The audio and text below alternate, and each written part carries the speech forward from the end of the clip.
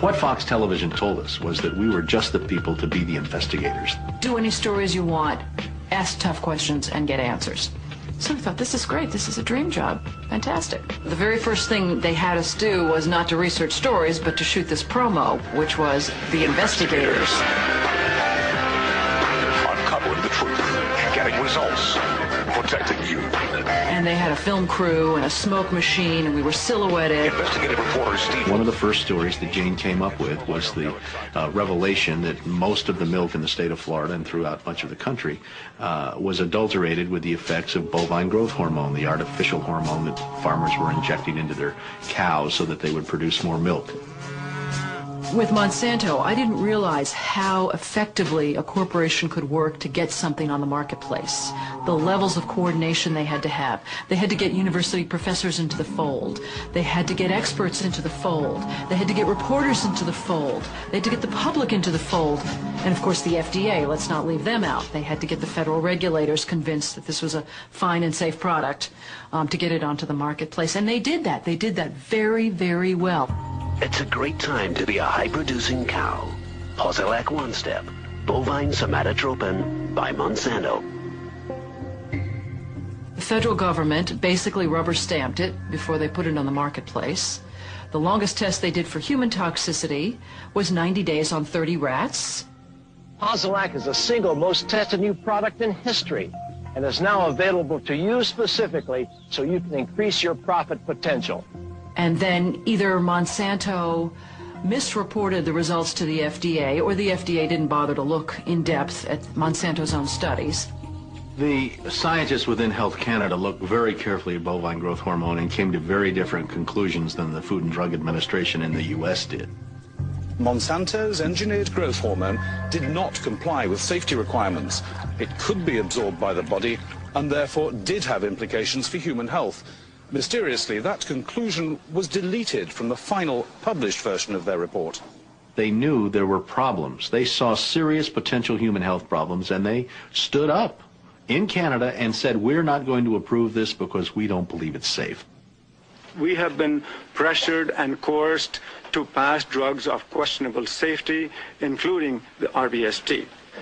I personally was very concerned that there's a very serious problem of secrecy, conspiracy, and things of that nature, and something needs to be done. The FDA was then on the hot seat. They had to come up with an answer. They didn't come up with a good one, and they never took the opportunity then. I mean, what would they do? Pull it off the market and say we need to now do the job that we didn't do the first time? They didn't do that. We wrote the story. We had it ready a week beforehand. They bought ads. Farmers in the milk industry say it's safe, but studies suggest a link to cancer. Don't miss this special report from the investigator. That Friday night before the Monday this series was to begin, the fax machine spit out a letter from this very high-priced lawyer in New York that Monsanto had hired. It contained a lot of things that were just off-the-wall false, just demonstrably false. But if you didn't know the story and you didn't know how he had gone about producing it, would have scared you as a broadcaster, as a manager.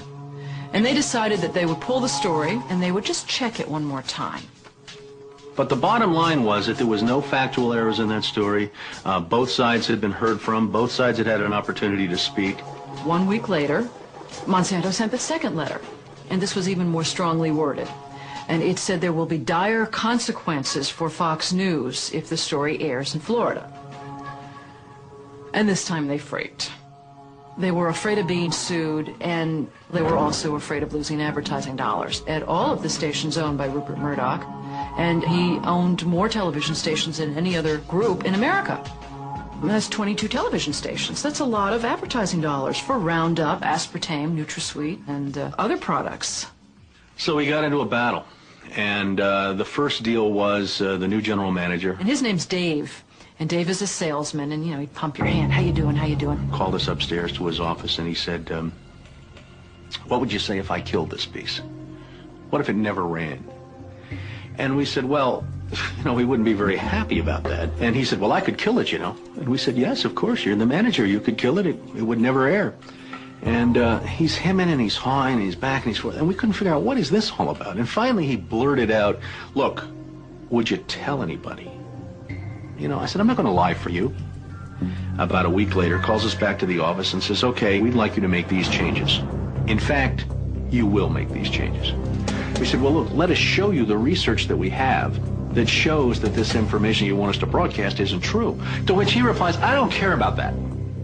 I said, pardon me? And he said, that's what I have lawyers for. Just write it the way the lawyers want it written. I said, you know, this is news. This is important. This is stuff people need to know. And I'll never forget, he didn't pause a beat, and he said, we just paid $3 billion for these television stations. We'll tell you what the news is. The news is what we say it is. I said, I'm not doing that. And he said, well, he said, if you refuse to present this story the way we think it should be presented, you'll be fired for insubordination. I said, I will go to the Federal Communications Commission and I will report that I was fired from my job by you, the licensee of these public airwaves, because I refused to lie to people on the air. And it's thank you very much. You'll hear from us right away. Well, 24 hours came and went and we didn't hear a thing. And about a week later, he calls us back, and now we've changed strategies. How about if we pay you some money and you just go away? And I said, how much money?